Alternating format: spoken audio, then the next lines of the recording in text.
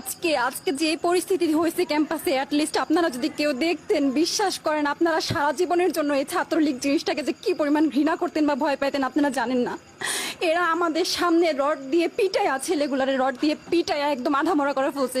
তারা এসে আমাদের পেছনে লুকাইছে, আমাদের বোরকার পেছনে, আমাদের ওড়নার পেছনে লুকায় বলে, আপু আমাদের একটু লুকায় রাখেন, আমাদের ওরা মাইরা ফেলবে, আমাদের বাঁচান আপু বাঁচান। আমরা তাদের ওড়না দিয়ে বোরকা দিয়ে লুকায় রাখছি, সেইখান থেকে আমাদের ধাক্কা দিয়ে ফেলে দিয়ে তাদের বের করে আবার মাথায় রড দিয়ে মারছে। এমন অবস্থা। এবং তারা আমাদের ক্যাম্পাসের পরিচিত মুখ, আমরা চিনি তাদের, তারা এই অবস্থা করছে, রাস্তায় একদম শোয়াই ফেলছে। আমাদের হলের মেয়েদের বুকে বড় বড় যে আসতো ইট, এই ইটগুলো বুকে ফেঁকে দিছে, মানে একদম পুরো বুকে লাগছে, এরকম জামা কাপড় ছিঁড়ে ফেলছে, এত বাজে অবস্থা।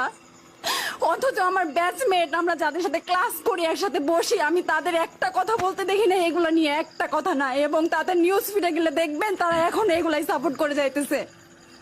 কিচ্ছু বলার নাই। আমি আমি কেমনে যাই এই মানুষগুলোর সাথে, এত বছর ক্লাস করছি, বা আমি আরো 6টা মাস কিভাবে ক্লাস করবো আমি জানি না।